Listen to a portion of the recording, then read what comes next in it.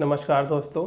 आज हम बात करेंगे एक बहुत ही कॉमन बीमारी के बारे में जो कि और मुझे लगता है कि इंडियन हाउस होल्ड में लगभग हर घर में है, जिसका नाम है ब्लड प्रेशर की बीमारी। ब्लड प्रेशर की बीमारी के बाद उस बीमारी को समझाना पेशेंट को बहुत मुश्किल हो जाता है कि कैसे हुई है, क्यों हुई है, इस उम्र में मेरे पिताजी को नहीं है, फैमिली में हिस्ट्री नहीं है, मेरी तो लाइफस्टाइल भी अच्छी है, कैसे हो गया। प्लस उसके ऊपर उनकी चिंता की एक और बात आ जाती है कि डॉक्टर साहब एक बार दवाई शुरू कर दी तो दोबारा बंद तो करोगे नहीं, चलती रहेगी, सामने वाले कह रहे हैं कि और बढ़ानी और बढ़ जाएगी। ऐसा नहीं है। बीपी होने के कारण को समझना ज़रूरी है। पहले तो एक चीज़ होती है एसेंशियल हाइपरटेंशन, कि विद टाइम आर्टरीज की स्टिफनेस इतनी हो जाती है कि जैसे कि पाइप को अगर सिकुड़ दिया जाए तो उसमें प्रेशर, पानी का प्रेशर बहुत ज़्यादा हो जाता है। उसी तरह से अगर आपकी खून की नसें सिकुड़ जाती हैं एज के साथ तो बीपी बढ़ जाता है, जिसको एसेंशियल हाइपरटेंशन बोलते हैं। दूसरा कारण होता है सेकेंडरी कॉजेज ऑफ हाइपरटेंशन। अगर आपको कोई गुर्दे की बीमारी है, आपको थायराइड की बीमारी है या कुछ और अन्य बीमारियां हैं जो बहुत रेयर है, उनके कारण भी आपको ब्लड प्रेशर हो सकता है।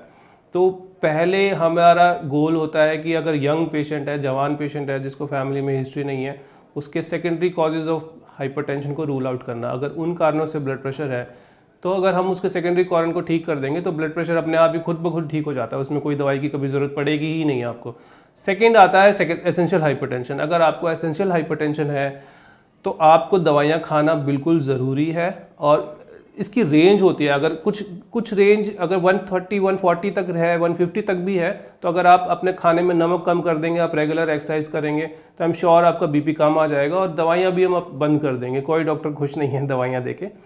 तो अगर आपका बीपी 150 से ज़्यादा रहता है तो आपको ज़्यादातर केसेस में आपको लगातार बीपी की दवाइयाँ खानी पड़ेंगी। और ऐसा नहीं है कि बीपी की दवाई आप खाते रहोगे तो आपकी डोज रेगुलरली हम बढ़ाते रहेंगे। मे बी आपकी बीमारी बढ़ रही है तो हमें बढ़ाने की ज़रूरत पड़ेगी, वरना ऐसा नहीं है कि दवाइयों की डोज हम बढ़ाएंगे जस्ट बिकॉज कि ऑलरेडी आपको दवाई चल रही है तो और दवाइयाँ ऐड कर देंगे बाद में। एक और चीज़ जो मरीजों का कंसर्न होता है कि डॉक्टर साहब इतना बीपी ज़्यादा है, मेरे को कुछ प्रॉब्लम तो हुई नहीं है, ना कोई सांस फूल रही है, ना सिर में दर्द हो रहा है। तो इस चीज़ के लिए ये कंसेप्ट समझना ज़रूरी है कि बीपी आपको इमीडिएटली बहुत नुकसान नहीं पहुँचाता है। धीरे धीरे जैसे जैसे आपका बीपी की आदत शरीर को पड़ रही है, आपकी किडनीज, आपके ब्रेन, आपके हार्ट, उनको ज़्यादा काम करना पड़ रहा है ज़्यादा बीपी के कारण, तो धीरे धीरे उनमें डैमेज स्टार्ट हो जाता है। तो विद टाइम डैमेज होता है और अल्टीमेटली इतना डैमेज हो जाता है कि उससे रिकवर करना बहुत मुश्किल हो जाता है हमारे लिए।